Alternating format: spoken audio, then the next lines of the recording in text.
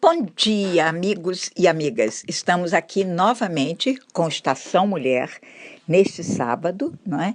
Que é o primeiro sábado de dezembro. Parece mentira, a gente está no último mês do ano, há 30 dias de 2018. E a gente precisa olhar para trás e ver as coisas boas que aconteceram esse ano, para a gente espalhar, né, espantar a tristeza, porque realmente está muito difícil viver aqui nos Estados Unidos com o atual governo. A gente já conhece isso, mas a gente tem que pensar nas coisas boas que nós conseguimos esse ano. E eu vou começar contando uma. Esta semana nós tivemos o prazer de ver 5 trabalhadores brasileiros receberem cheques relativos a salários roubados. São 5 trabalhadores que trabalharam para empresas, 4 para uma empresa e um outro trabalhador para outra empresa. E os empregadores desses trabalhadores brasileiros se recusaram a pagar aquilo que deviam. Mas esses trabalhadores não tiveram medo de fazer uma denúncia, não desistiram no meio do caminho e na última terça-feira eles receberam seus cheques no valor de $17 mil para os 4 e um outro cheque para o 5º. Eu vou trazer aqui esses trabalhadores para que eles tenham a oportunidade de contar a história deles para vocês, porque é muito importante que a gente conheça essas histórias, para que a gente saiba que status imigratório absolutamente não impede alguém de lutar pelos seus direitos. Principalmente no caso de salários roubados, nós temos a Procuradoria-Geral do Estado, que garante o funcionamento da lei, que garante a implantação da lei, que garante que a lei seja aplicada, a aplicação da lei, para que não fiquem trabalhadores sob ameaça, com medo e sem receber os salários que merecem receber. Porque se você trabalhou, você tem que ganhar. O Grupo Mulher Brasileira já arrecadou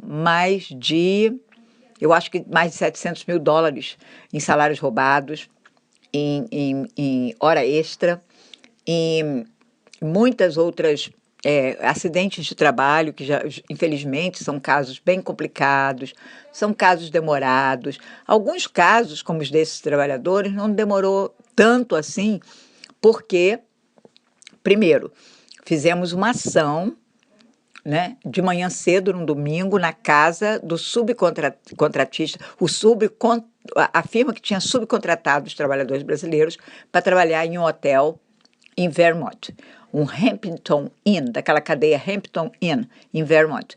Nós fizemos uma ação, 6 horas da manhã, em frente da casa dele, e a partir de segunda-feira, como ele não respondeu, ele não deu resposta, na segunda-feira começamos uma ação, um movimento, um protesto pela mídia social. E na hora que a gente começou, menos de 1 hora depois que tínhamos começado, ele ligou para o Grupo Mulher Brasileira, apavorado, porque já tá com medo da repercussão daquela campanha. E a partir daí, nós marcamos uma reunião com a pessoa responsável, a pessoa não foi para a reunião, nós mandamos uma carta, dizemos, ok, demos essa oportunidade a você, você não aproveitou, aqui está o tanto que você deve, que você precisa fazer. Né? Ele ofereceu menos e nós não negociamos. Então, ele acabou pagando os 17 mil. Então, o que eu quero dizer para vocês é o seguinte, o tiro sempre sai pela culatra para o empregador que se recusa a reconhecer o erro que cometeu. E chamar a atenção de você que trabalha em construção, ou dona de casa, ou house cleaner, ou pessoas que trabalham como babá, qualquer emprego que você faça, né? Que você precisa, primeiro, saber os seus direitos, segundo, quando possível, e sempre deveria ser possível, ter um contrato, um acordo escrito, o que é esperado de você e o que você vai receber, não é? E você anotar as suas horas, todos os dias. Hoje eu trabalhei de 10 às 5 da tarde, amanhã, né? Ontem eu trabalhei de 11 às 2 da tarde. Você precisa saber quantas horas você trabalhou, mais de 40 horas, porque aí é hora extra. Então, nós vamos, se Deus quiser, vamos tentar trazer esses trabalhadores, vamos conversar com esses trabalhadores para, no próximo sábado, ter essa experiência contada para vocês.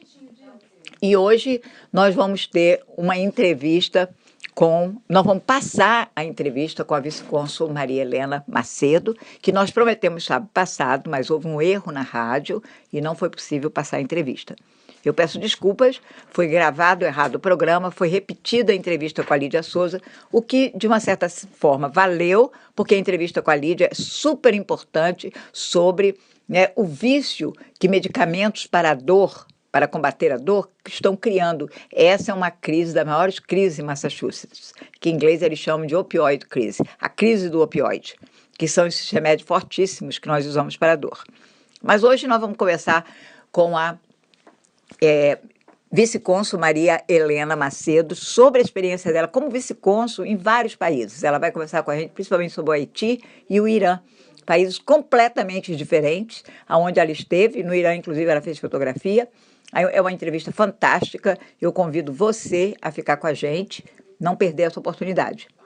Lembrando que no dia 12 de dezembro, a partir de 6h30, nós temos o terceiro workshop da série Pequenos Negócios. Como abrir um pequeno negócio, como financiar um pequeno negócio, como equilibrar minhas finanças para ter um pequeno negócio, como adiantar e melhorar meu pequeno negócio, tudo o que você precisa saber sobre um pequeno negócio. Então, fique conosco, curta a entrevista da Maria Helena Macedo e a gente volta logo após.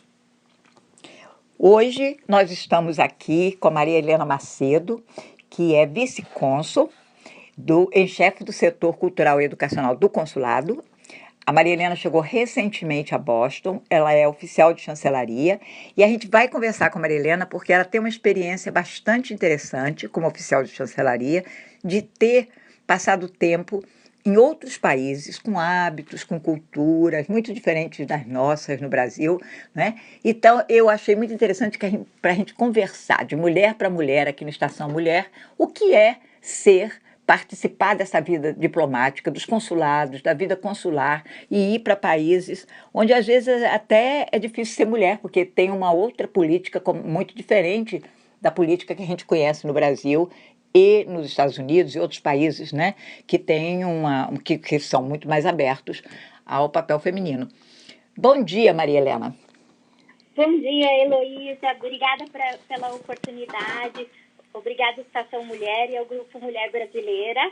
É um prazer ter você aqui. Há quanto tempo você está em Boston? Bom, o prazer é todo meu. Eu cheguei em Boston tem 1 mês e meio. Acabei de chegar. Muito pouco tempo. Você já conhecia Boston? Não conhecia Boston, mas já tinha trabalhado com a cônsul-geral, a embaixadora Glivânia, e, enfim, na nossa carreira, como eu vou falar um pouquinho dela agora, a gente fica um tempo no lugar, depois vai para outro, e estava na minha hora de sair do Brasil, né? Estava no Brasil agora, e a embaixadora me convidou para eu participar da equipe dela novamente. Então, que bom que você está em Boston. Maria Helena, explica para os ouvintes do Estação Mulher o que é ser oficial de chancelaria. Qual é a diferença da carreira diplomática? O que um oficial de chancelaria pode fazer? Tá.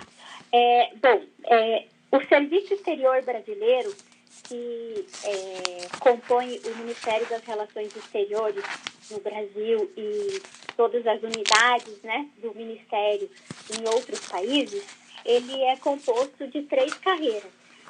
Da carreira de diplomata, da carreira de oficial de chancelaria e da carreira de assistente de chancelaria. Muita gente desconhece, né, a existência das carreiras de chancelaria, porque nós nos referimos ao serviço, a quem trabalha no Itamaraty, geralmente como sendo diplomatas, né? Mas há toda essa repartição de responsabilidade, né? Divisão de responsabilidade. Então, o diplomata, ele é aquele que aparece, ele é o representante, ele é encarregado de atividades de natureza diplomática e consular, da negociação e da representação e da informação e promoção do Brasil no exterior. Então, trabalha mais na definição da política externa, né? Uma carreira, todas as 3 carreiras são de provimento efetivo, ou seja, você tem de prestar um concurso, né? Integrar o serviço. Diplomatas e oficiais de chancelaria têm nível de formação de graduação, né, mínimo, e o assistente de chancelaria tem um nível de ensino médio, nível médio e atividades de natureza técnica e administrativa. O oficial de chancelaria tem como responsabilidade a formulação e execução de atos de análise e atividades técnicas e administrativas para o desenvolvimento da política externa.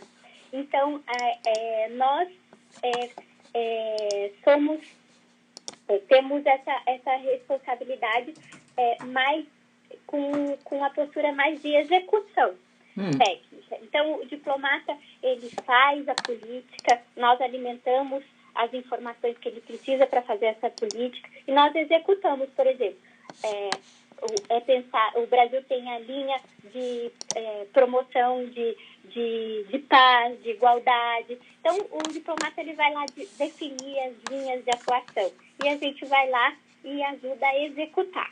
É basicamente isso, é uma atividade mais de execução. E de apoio. E de apoio ao diplomata. Ou a diplomata. Diplomata, exato. Então, Maria Helena, há quanto tempo você é oficial de chancelaria? Quer dizer, há quanto tempo você trabalha nessa área de diplomacia, de relações exteriores? Tá. Eu trabalho, eu já tenho 10 anos de carreira e em fevereiro eu vou fazer 11 anos de carreira. Então, já tem um tempinho, né? Já tem um tempinho. Deu para ter uma ideia do que se trata. Exatamente. E você é da onde no Brasil? Tá. Eu iniciei a minha carreira na divisão de Nações Unidas. E até quando eu iniciei, foi a primeira oportunidade que eu tive de trabalhar com a nossa cônsul-geral aqui em Boston, né? Glivânia Maria de Oliveira.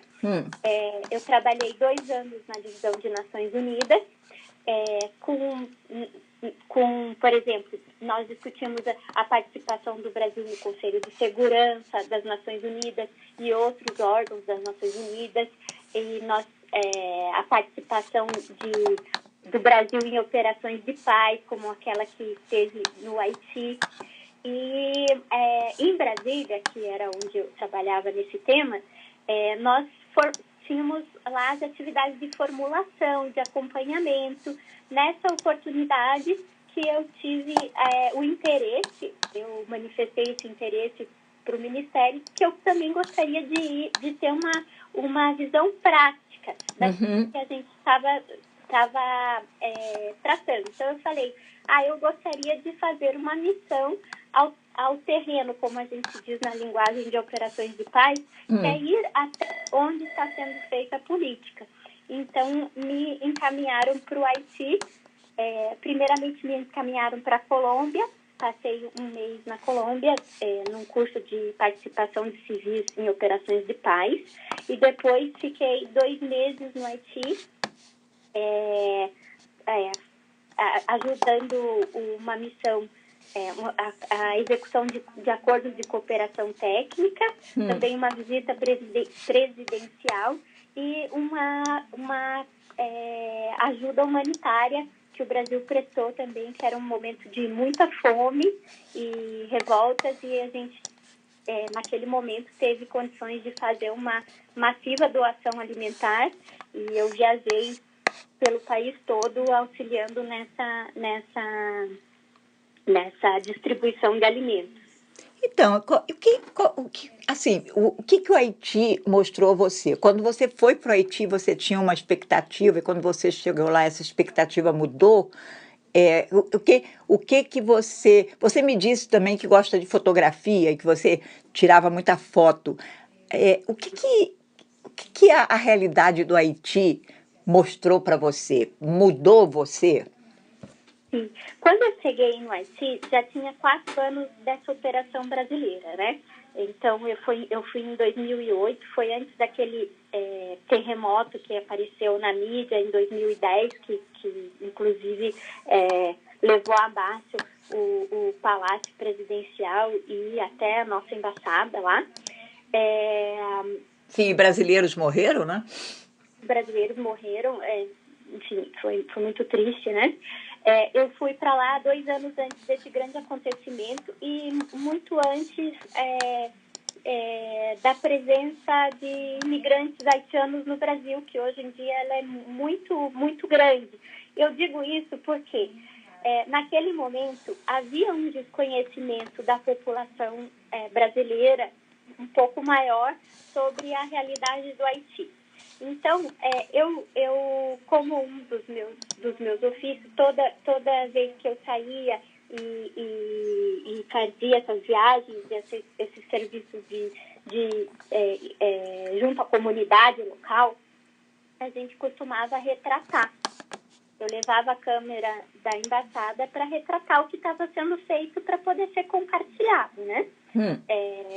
E nisso também comecei a pegar meu celular e tirar fotos e compartilhar, tanto assim, com os amigos, familiares, olha, gente, como é que está sendo aqui e tal. E porque era uma experiência muito diferente e eu queria compartilhar, não com o intuito de tirar fotografias artísticas, nada, mas para documentar um momento da minha vida e um momento também do objeto do meu trabalho, né? Mas eu gosto muito de escrever sobre isso, escrever de maneira poética, crônicas e contos. E quando eu retornei para o Brasil, eu falei, olha, eu acho que essa minha experiência foi muito rica.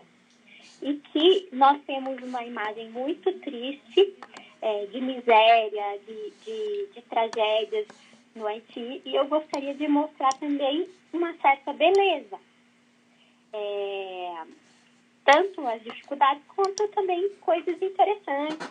E eu fiz uma exposição que chamou Haiti Ampil, que Ampil é uma palavra em crioulo haitiano que eles usam muito, tudo assim como a gente usa tá bom, eles usam o Ampil para dizer como uma forma de expressão, né, para dizer um pouquinho mais, muito, né? Então eu quis trazer essa exposição, que fiz essa exposição, consegui de fotos e textos, e compartilhei ela tanto em Brasília como em Curitiba, que é a cidade onde eu fui. Brasília era onde eu morava no momento, e também cheguei a levar ela para Recife. A Universidade Católica de Recife viu, se interessou e levou minha exposição para ser exposta lá. Foi bem, bem interessante. Que ano foi isso? Isso foi em 2008, mas a exposição eu consegui realizar em 2008, 2009 e também 2014. Foi quando eu levei para Curitiba. Né? Então, foi bem interessante, assim, retratar um pouco, por exemplo, a vida cotidiana das pessoas. Tem muito mercado, por exemplo, a estrutura lá é muito precária. Então, ruas, a falta de luz, as casas, tem muita construção de improviso, tem muita miséria, mas, por outro lado, você também tem outras formas tem uma sociabilidade muito presente nas ruas, muita arte, tudo é motivo por uma pintura na rua, uma escultura. Então eu quis mostrar um pouquinho disso e também da natureza, tanto da natureza, por exemplo, eles têm uma beleza natural na costa, na praia, muito bonita, mas também, por outro lado, tem um assoreamento dos rios muito chocante, e que você não tem rios muito secos por má administração do solo. Enfim, eu tentei trazer um pouquinho disso para feiras de rua, para fotos e para os textos, né? E assim, o que foi que chamou mais atenção no Haiti? Foi a diferença no nível de desenvolvimento entre Brasil, quer dizer, você saiu da capital do Brasil, que é uma cidade que a gente, mesmo quem mora no Brasil, e se for a Brasília pela primeira vez, tem um choque, porque parece que está em outro mundo. É completamente diferente das cidades que a gente conhece, São Paulo, Rio de Janeiro, porque foi desenhada assim, né? Uma cidade criada. Então, assim, você saiu de Brasília e chegou no Haiti, que é um país que necessita de tudo, como a nossa zona rural, como muitas das nossas periferias, mas onde às vezes a gente não transita. e foi um choque? O que você tirou dessa experiência? Sim, é uma realidade muito precária, né, em termos de recursos econômicos, então, de possibilidades econômicas também. As pessoas vivem de uma maneira muito difícil, então, por exemplo, em determinadas, nas feiras de alimentos, lá você via, por exemplo, como se fossem cerâmicas, pratos. Aí, pratos de pequenos pires, assim. E você acha até bonito. Aí, quando você vai ver, aquilo não é um objeto, é uma comida feita de barro, né? Então, isso são Como coisas... assim uma comida feita de barro? Como assim? Biscoito. É um biscoito de barro sendo vendido. Você acha que é um pires, se você olha ali, mas não, para você ver o grau de precariedade que existe, assim, né? A fome, enfim, não É presente toda hora, né? Então, assim, a miséria é muito grande e a questão ambiental lá também é muito difícil. Então, por exemplo, eu viajei para lugares que tinham sido atingidos um ano antes por furacões e sem completa perspectiva de auxílio, né, para a reconstrução. Então, as pessoas continuavam vivendo ainda em terrenos com lama, né, e sem contar com nenhum plano de emergência, de auxílio, né? E contando muito com essa ajuda internacional. Por outro lado, você percebe que as pessoas vivem mesmo com todas essas adversidades. E elas conseguem encontrar motivos para alegria, para manifestação de arte também, porque eles trabalham muito com isso, assim, né? Com música, um povo muito musical, muito alegre, muito colorido, faz muita... tem uma arte específica lá, que eles pintam alguns quadros, com o que tem, eles fazem esculturas com o que tem na mão, sabe? Então, assim, mesmo com todas essas adversidades, você ainda encontra um povo muito receptivo, muito curioso e, enfim, com motivos para se alegrar, né? Então, agora é muito difícil a perspectiva, né, de bem-estar, ela se reflete, por exemplo, na idade que na taxa de mortalidade, por exemplo, que a idade as pessoas morrem muito cedo, elas têm muita doença, elas demandam muitos serviços. Então, enfim, é muito complexo e isso fica na memória, né? E a minha memória, além de ter toda essa experiência que eu tive, ainda tenho muito carinho e tenho ainda, assim, um sentimento um desejo de que as coisas melhorem, mas eu vejo que depois de todos esses anos, quase 10 anos dessa experiência, né, ainda não houve tanta evolução, né? Então, o que houve, uma grande evolução foi a estabilidade política, que, enfim, o fato de não ter uma missão do Brasil ter saído de lá significa também que eles estão, de certa forma, conseguindo conduzir um governo, né? Naquele momento em que nós estávamos lá, as eleições eram uma preocupação com a estabilidade institucional, mas as condições ainda são muito precárias, as condições da natureza geográfica lá, eventualmente tem terremotos, eventualmente tem enchentes e furacões, e isso, enfim, precariza ainda mais a situação, né? Então, conheci pessoas que faleceram naquele terremoto de 2010, o lugar que eu trabalhei foi destruído, né? Então, essa memória, além de ter sido uma memória muito impactante, uma experiência muito impactante naquele momento, ela se tornou ainda mais impactante com o que eu pude experienciar depois, pelas notícias, né? E aí você me contou também que você esteve no Irã. Sim. Bom, dentre as missões que eu fiz, né, eu fui depois do Haiti, eu fiquei um tempo na Secretaria de Direitos Humanos, na assessoria internacional, e que pude lidar com vários temas dos direitos da pessoa idosa, direitos da pessoa com deficiência, direitos da criança, direitos LGBT, que foi uma experiência muito interessante. Depois eu voltei para a sede do Ministério, fui transferida para Curitiba, e lá de Curitiba eu fiz uma missão por um tempo na Guatemala, e depois, em 2014, eu fiz a minha última missão, antes de vir para os Estados Unidos, que foi no Irã.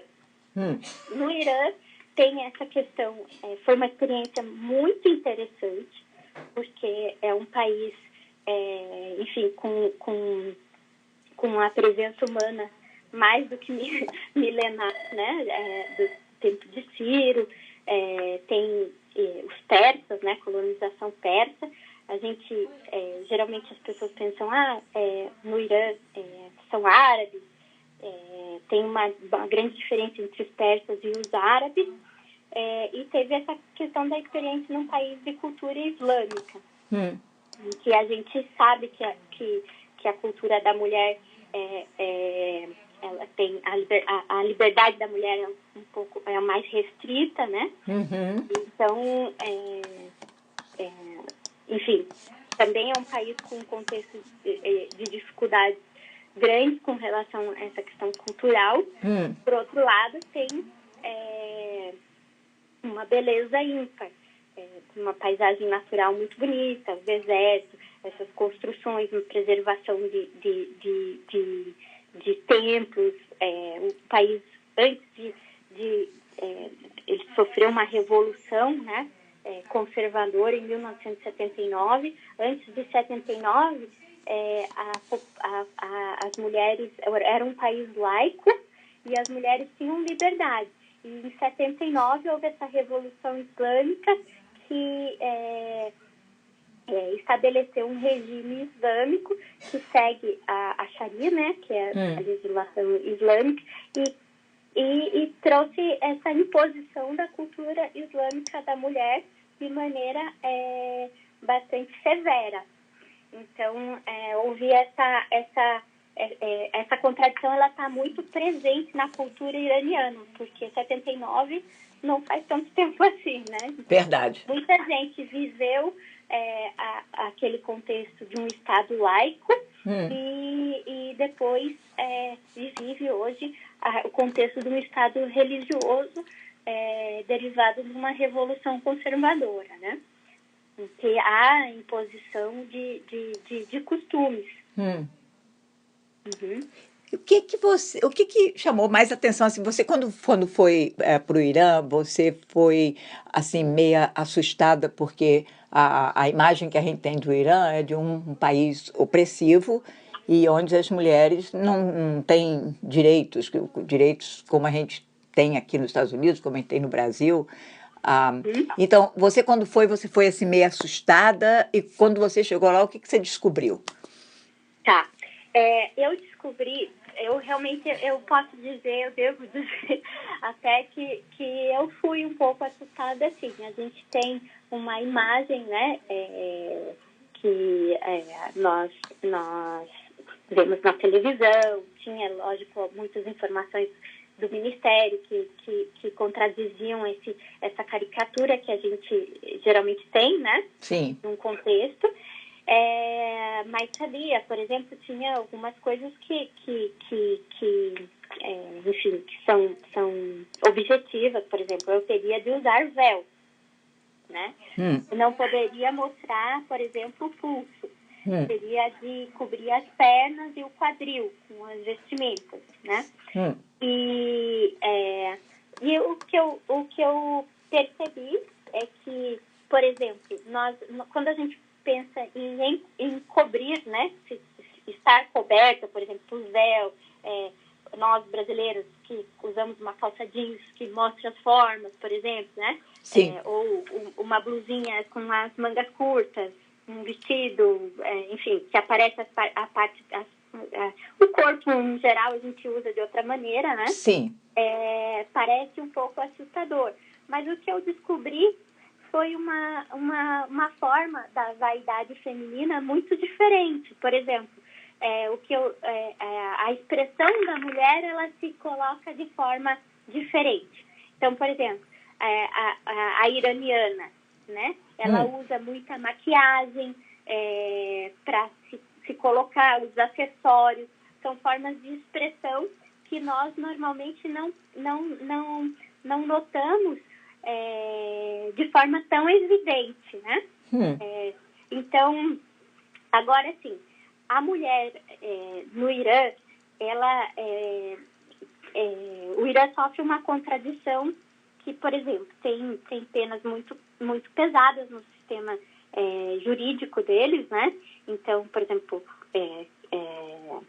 tem a pena de morte para crimes diversos, enfim, é muito rigoroso, mas ao mesmo tempo isso causa uma sensação de segurança um pouco maior, também porque os policiais lá, eles andam à paisana, então você não sabe quem é policial, quem não é policial, e você tem uma polícia muito, muito, muito rigorosa, presente. Para vigiar os costumes. Se o seu véu cai, vem alguém já fala, seu véu caiu, não pode cair, né? E então você assim, eu podia andar livremente, mesmo à noite, sozinha. A Teherã, que é a cidade onde eu morei, né? É uma cidade de 8 milhões de habitantes, é uma metrópole. Isso eu não tinha conhecimento de que seria uma vida como se eu estivesse em São Paulo, com torres enormes, uma cidade moderna, né? Apesar de embargos econômicos. Então tem metrô, você anda para lá e para cá, tem vários bairros, várias culturas presentes. Então foi uma descoberta de um cenário muito diferente. A mulher, em geral, lá também tem essa liberdade de ir e vir, mas também sofre muitas restrições, né? Tem outras maneiras de expressar e, por exemplo, você não vê... o Estado lá é muito interventor, né? Então, a assistência social lá ela é muito elevada, mas tem limites. E um dos limites, por exemplo, mais severos é o imposto à mulher, por exemplo, divorciada. A mulher que não né, a mulher divorciada lá é basicamente as pessoas que você encontra desabrigadas na rua. Ela sofre essa imposição pelo costume, não tanto pela economia. Ela deixa de conseguir emprego, por exemplo. Quer dizer, ela fica à margem da sociedade. À margem da sociedade. Então, isso é muito triste de ver, né? Imagino. E a vida da família lá, a família tem um poder muito grande sobre o núcleo familiar lá. Ele ultrapassa um pouco aquela questão do marido, mulher e filhos. Então, as sogras intervêm muito, né? Os avós. E, normalmente, a mulher, a família do marido, ela que dá a ordem, né? Quando você casa, a esposa, ela passa a conviver mais com os costumes da família do marido. Isso é uma grande diferença, inclusive, da nossa cultura, né? E, assim, a comunidade brasileira lá não é tão grande, mas a maior parte das brasileiras que estão lá, que são casadas com iranianos, né? Elas tiveram de se adaptar a esse costume, né? De obedecer aos hábitos familiares do marido. E você conversava com essas mulheres brasileiras, você sentia... São geralmente jovens? Olha, na verdade, assim, a comunidade lá, ela não, ela é relativamente pequena, mas é significante. Tem aproximadamente 200 brasileiros que vivem lá, né, no país. Então, é muito diferente da realidade dos brasileiros aqui nos Estados Unidos, por exemplo, que é milhares, né? Mas eu convivia, as mulheres, tinha um grupo de mulheres que iam ao consulado, e nós tínhamos fazíamos questão de dar o apoio, né? Então, por exemplo, era o lugar onde se falava português, porque a língua materna elas não podiam falar em casa muitas vezes, né? A maior parte delas. Então, ali era um ponto de encontro, que elas podiam conversar sobre questões comuns, sobre a cultura, sobre a educação dos filhos, sobre perspectivas. E o consulado, a embaixada lá não tem consulado, o setor consular da embaixada dava apoio para esse tipo de encontro, promovia debates, promovia um pouco de entretenimento e a educação da língua ajudava na promoção da língua portuguesa para os filhos, né?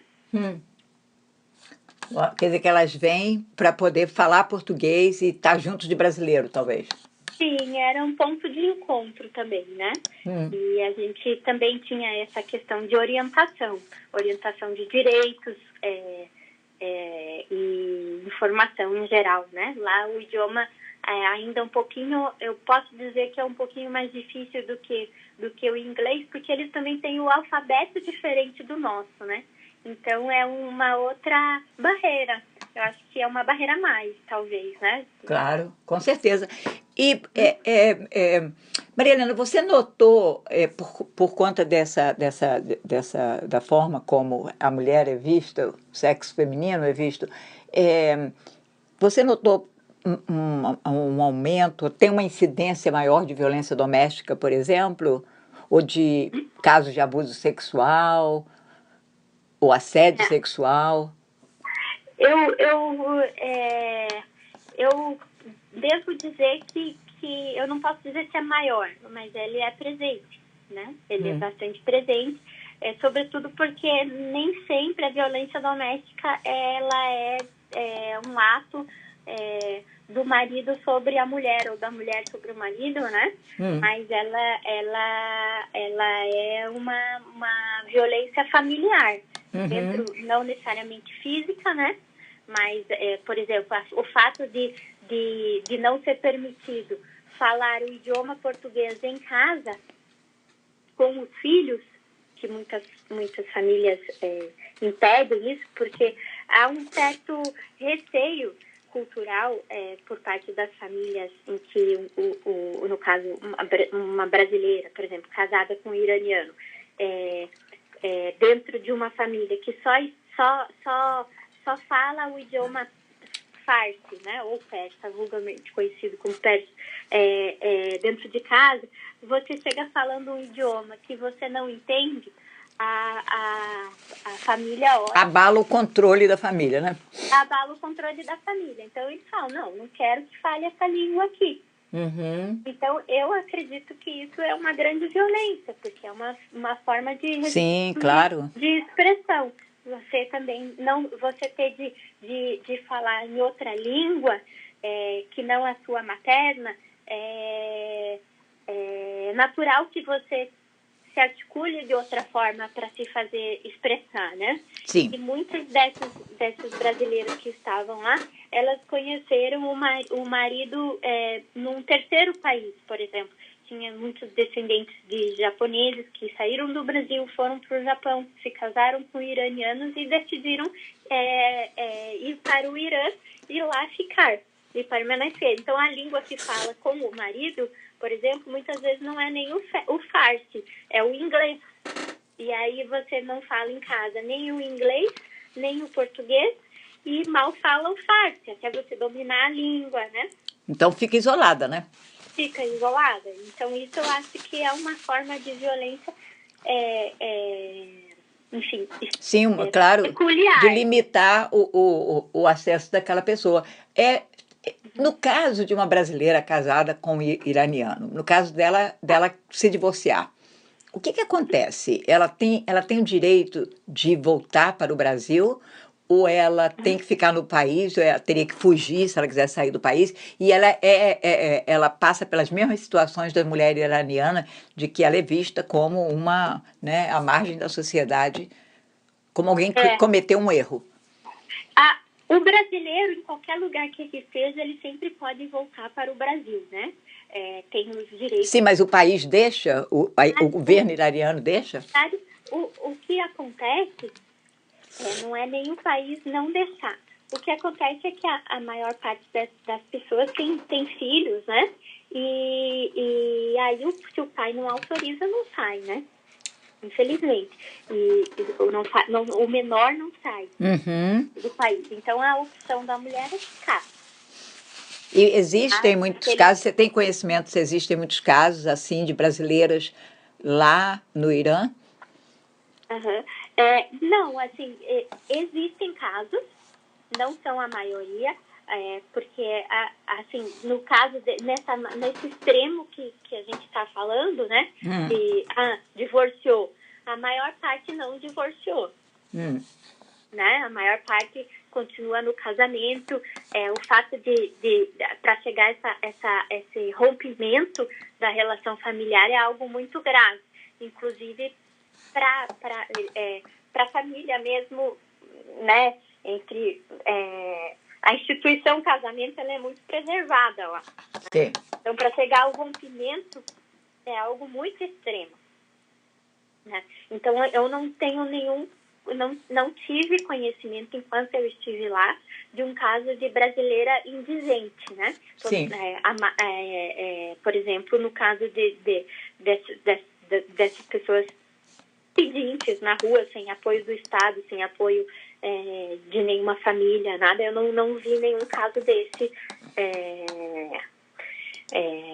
de uma brasileira passando por isso. Agora, eu sei de dificuldades de brasileiras que optam por ficar no casamento, por permanecer no país estrangeiro, né? Sim. Por causa dos filhos. Também buscar o consulado para tentar ir embora com os filhos, e aí há uma limitação mesmo, porque em qualquer lugar que a gente vá tentar emitir um passaporte, o consentimento de ambos os pais, ele é, na maioria das vezes, exigido, né? Imagino. E dessas... Não, pois não, pode continuar. É que assim, eu acho que é muito importante falar sobre essas dificuldades, né? E até entender um pouco mais da minúcia, né? Porque às vezes a gente olha essas questões de longe e não vê até que ponto elas chegam, né? Sim. Mas também não gosto de ficar só nessa só no negativo, né? Só no negativo.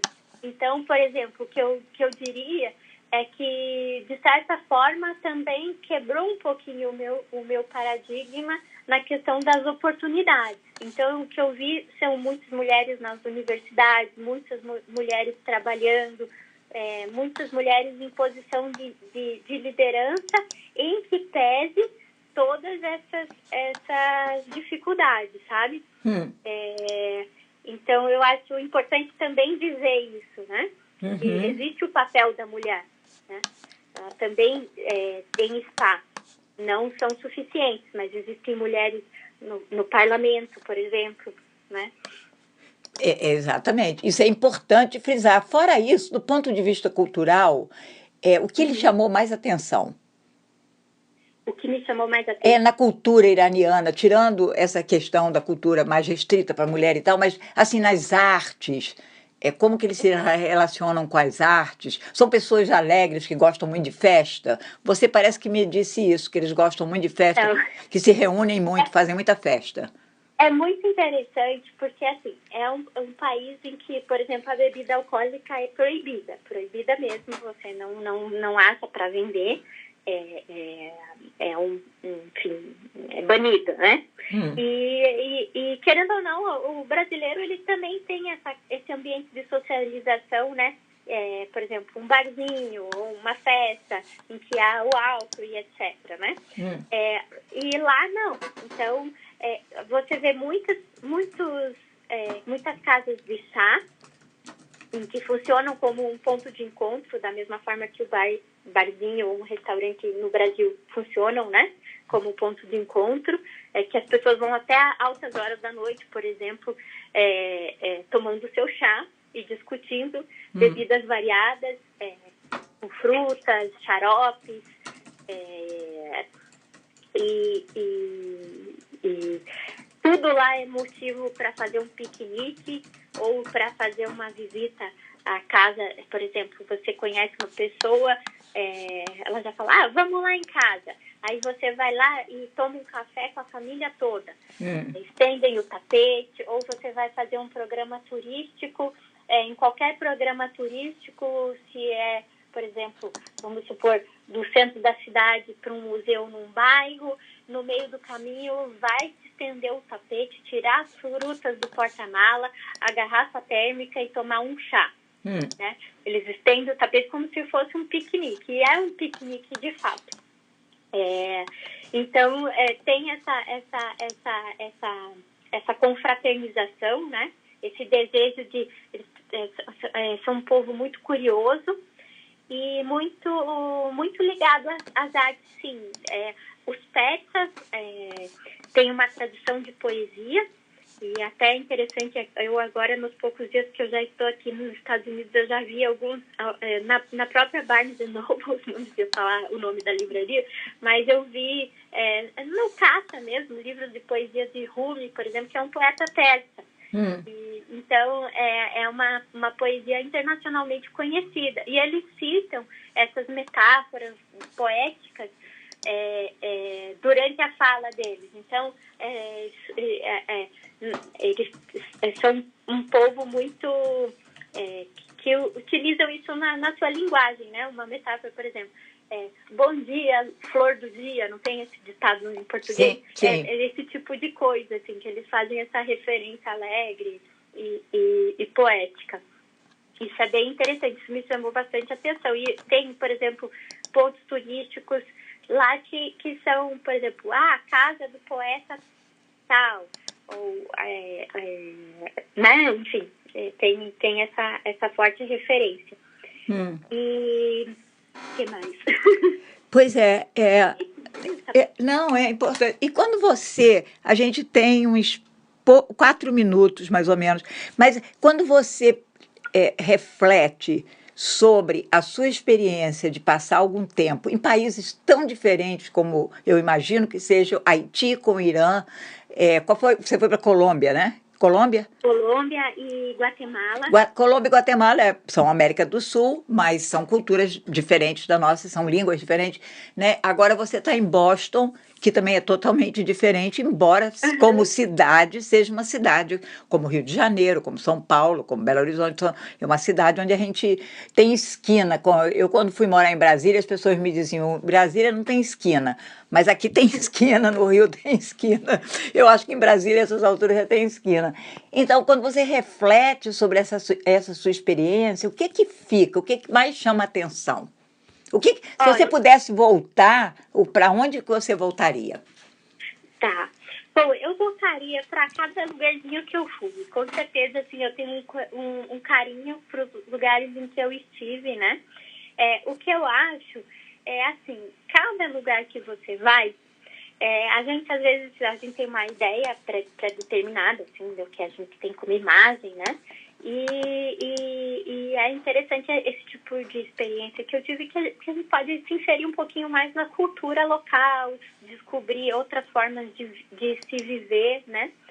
E é isso que eu acho interessante. Às vezes, a gente, por exemplo, eu cheguei aqui nos Estados Unidos, eu já vi que o ritmo das pessoas, né, é muito... muito diferente, né? Muito rápido, né? Muito diferente, muito rápido. Até você liga um canal de TV, por exemplo, num jornal, você tem lá a informação falada, a informação escrita embaixo, uma informação na lateral, né? E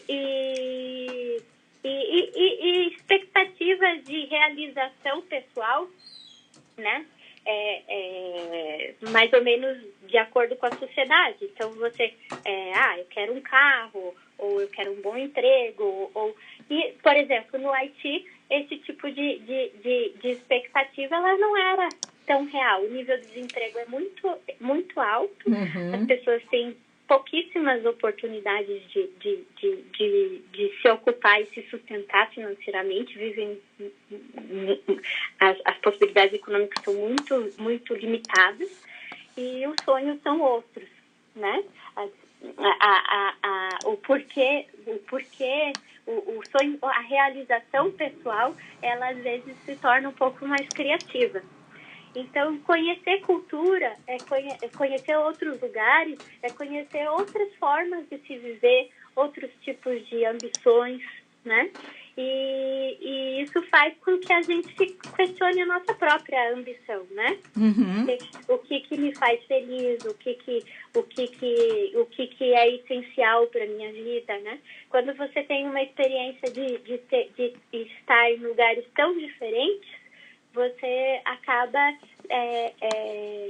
colocando essa questão para si e talvez, por um lado, dramatizando umas questões inexistentes e, por outro lado, desdramatizando algumas questões que a gente acha que é essencial e talvez não seja tão essencial assim. Exato. Acho que é isso aí. Muito interessante. Essa sua experiência é muito interessante. E Boston? O que você está achando de Boston? Para a gente, um minuto para encerrar. Tá. Olha, tô muito contente de estar aqui em Boston, né? Eu acho que é uma cidade muito rica, assim, em termos de cultura, porque você tem gente do mundo todo, né? E muitos brasileiros para compartilhar essa experiência, que eu posso compartilhar essa minha experiência também, porque às vezes a gente, por exemplo, Pruira, como eu falei, uma comunidade de 200 pessoas.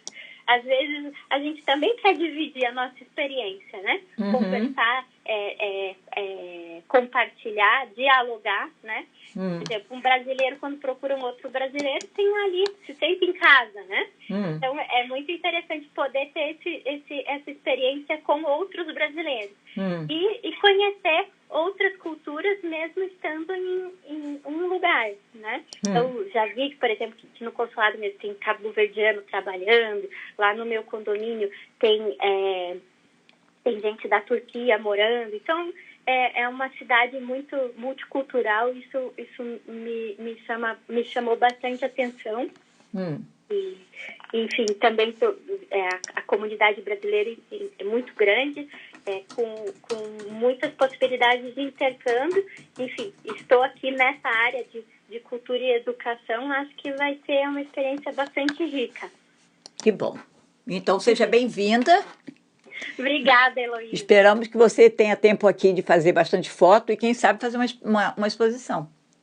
Que bom, obrigada. Obrigada pela oportunidade.